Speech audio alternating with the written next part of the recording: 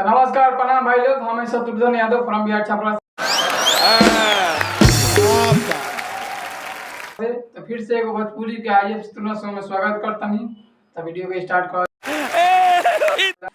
तो भाई ये गाना का यन तो वीडियो में बना रही जो नया साल के कुछ गाना छूट गल बा, तो ये भाई जाके सुनाई है। तो वीडियो में बना रही अब केहू रात भर जागी, दूधू सके चांदा लागी, अब रात में भागी 2000 के रुमाना लागी।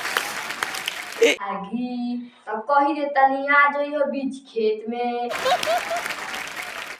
पार्टी मनी ओही जा रात भर, त खा के मुर्गा पी के बियर बोलल जाई हैप्पी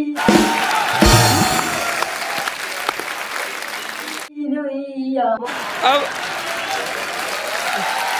वाह, बहुत बढ़िया, कमाल कर दिया। ते दूसरा कौन सुना देते हो? खेसारी लाल का। हाँ। आने की खुशी न तेरी जाने का गम, नए माल नए साल में पटा लेंगे हम। तेरी आने की खुशी न तेरी जाने का गम, नए माल नए साल में पटा लेंगे हम। अब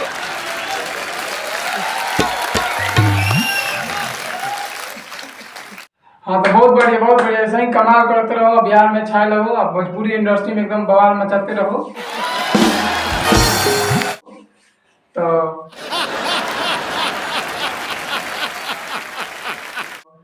तो नमस्कार प्रणाम भाई लोग, ये छोटे से कमेंट लो, अगर अच्छा लगा